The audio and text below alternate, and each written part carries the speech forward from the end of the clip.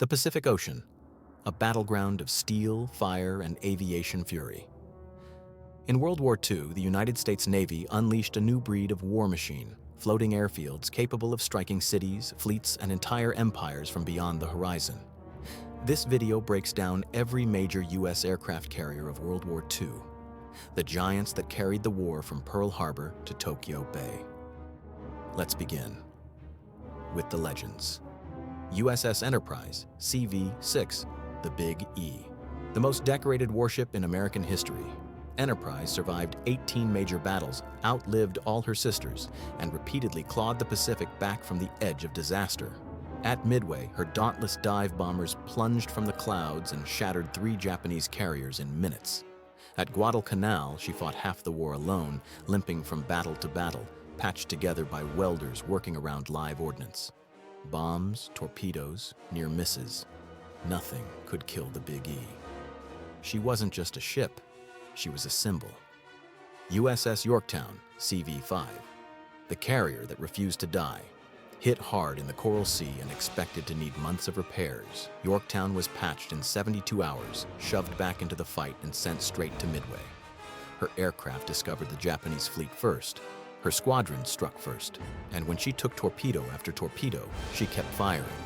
Yorktown bought time that changed the war. She went down, but her sacrifice turned Midway into a turning point. USS Hornet, CV-8. Best known for the boldest mission in naval aviation history, the Doolittle Raid. 16 Army bombers, too large for carrier decks, took off anyway, ripping across the Pacific toward Tokyo in a symbolic strike that shook Japan's confidence. Months later, Hornet sailed into the jaws of the Battle of Santa Cruz. Hammered from above, burning stem to stern, she refused to sink even after hours of Japanese bombing. And even after American torpedoes tried to scuttle her, Hornet died hard, and her loss drew blood from Japan's shrinking pool of elite pilots. USS Saratoga, CV-3, a survivor in a war where carriers rarely survived long, torpedoed, bombed, repaired, repeat. Saratoga spent much of the early war training new aviators, and by 1943, those pilots became the backbone of U.S. naval air superiority. Later, she spearheaded night operations, launching some of the first nighttime carrier strikes of the war. She lived to see victory, only to be sacrificed in atomic bomb tests after the conflict. USS Lexington, CV-2, Lady Lex, a floating powerhouse. In the Coral Sea, Lexington's aircraft crippled the Japanese carrier Shoho and damaged Shokaku, halting Japan's advance toward Australia. But Lady Lex took multiple torpedo and bomb hits. Explosions ripped through her aviation fuel lines, turning the ship into a firestorm.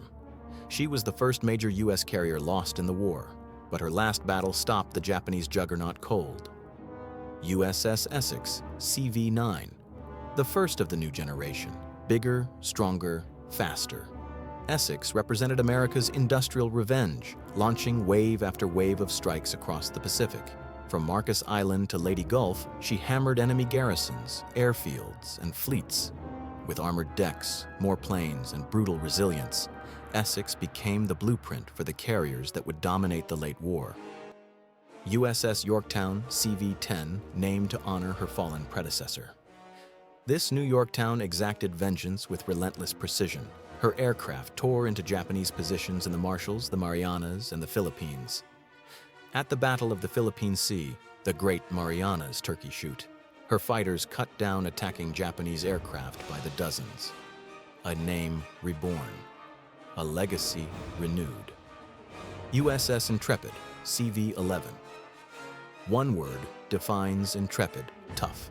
She was torpedoed, bombed, and struck by multiple kamikazes, yet she kept returning to the fight. At Leyte Gulf, her pilots hunted battleships. At Okinawa, they fought the deadliest kamikaze waves of the war. Intrepid embodied the unstoppable momentum of American carrier aviation. USS Hornet, CV-12, another name reclaimed from tragedy. This Hornet smashed targets from New Guinea to the Philippines and raided Japan's home islands long before B-29s could reach them.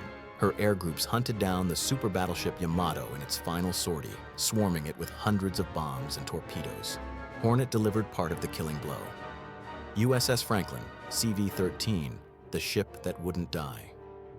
On March 19, 1945, a single Japanese bomber slipped through the clouds and dropped 2 armor-piercing bombs onto Franklin's packed flight deck. The result was apocalyptic. Hundreds of explosions. Open hangars turned into furnaces. Over 800 dead in minutes. Yet the crew, burned, blinded, crawling through smoke-filled passageways, saved their ship. Franklin survived the worst non-sinking catastrophe endured by any U.S. carrier. USS Bunker Hill, CV-17, another Essex-class Titan brought low by kamikaze fury. In May 1945, 2 Japanese suicide planes plunged into her deck within 30 seconds, touching off a chain of explosions that killed nearly 400 men. Bunker Hill lived, but she was too damaged to continue the war. A brutal reminder. Victory had a cost.